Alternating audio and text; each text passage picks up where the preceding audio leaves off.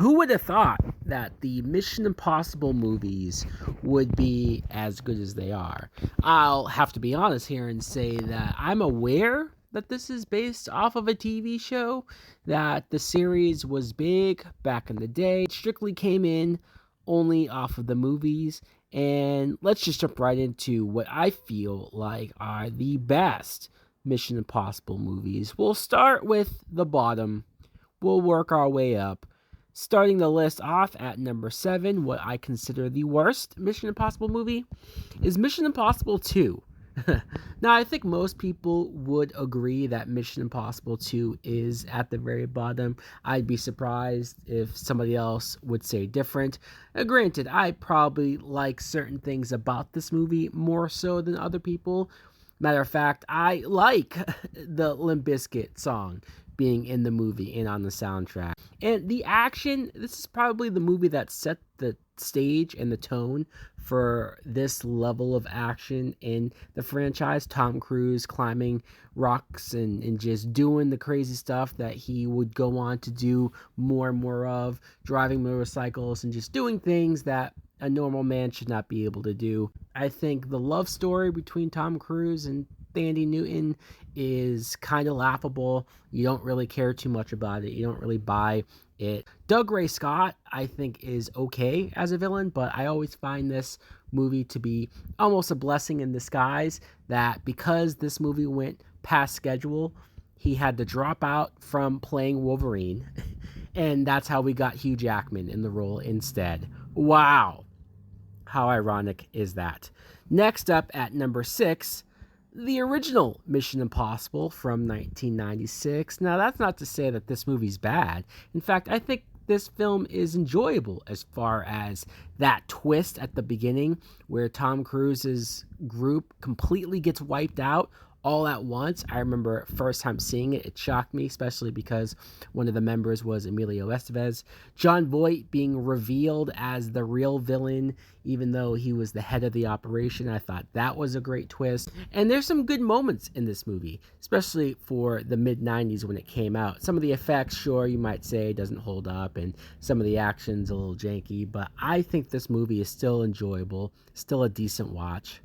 Number 5, the most recent installment in the series, Dead Reckoning Part 1.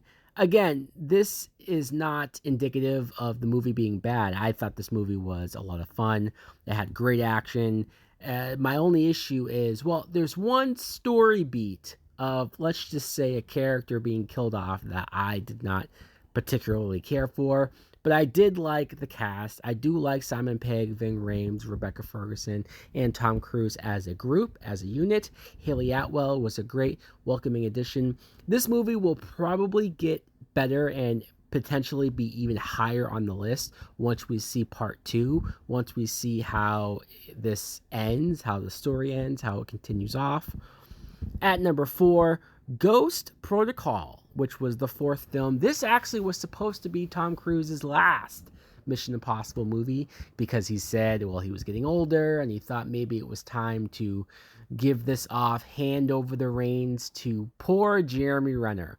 How many times has this happened to Jeremy Renner where he's supposed to take over a big franchise like he was supposed to with the Bourne Identity movies, and it just does not work out, whether box office wise or, in this case, Tom Cruise changed his mind and said, nah, I had too much fun doing this, so I'm going to stick around. And who could blame him? That scene where he climbs the side of the building outside in the windows, him doing all of his own stunts, the Desert Storm scene that I think is insane how they pulled that off. But also, yes, the villain, the main villain, is pretty generic. He's just a dude doing bad guy things, nothing too memorable there. But I always thought his henchwoman, this chick, this actress, who actually would go on to be the love interest for Daniel Craig's James Bond movies. So I've seen her in other stuff. She's quite good. But this movie, there is something about her demeanor, something about the presence that she has, and something about her being a complete badass. Honestly, she should have been the main villain, and I think this movie would have gone even higher on the list. At number 3, Mission Impossible 3. Probably one of the forgotten Mission Impossible sequels, especially because of how long ago it was, but people forget.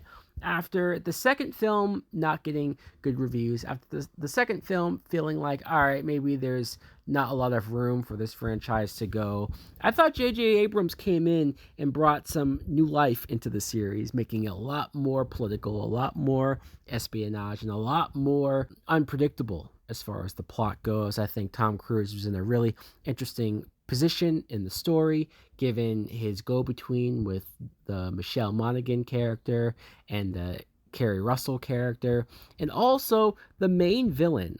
Wow. Philip Seymour Hoffman. He was so haunting. He was so terrifying. So many scenes with just the way that he stares at you, the way that he delivers his dialogue. There's so much in this that I think gets elevated almost strictly because of Philip Seymour Hoffman. Number 2, Rogue Nation, with the addition of Rebecca Ferguson. She was such a mystery to me. I mean, I'm not sure if I remember seeing the actress and stuff before this, but she absolutely stood out and was able to go toe-to-toe with a powerhouse action-wise with Tom Cruise, and just the entire series alone. I thought she stole the show. I thought solidifying the team that we have with Ving Rhames and Simon Pegg, who are already there, but this movie especially, they felt like such a cohesive unit. I think a lot of the set pieces and a lot of the stunts that he's willing to do himself paid off.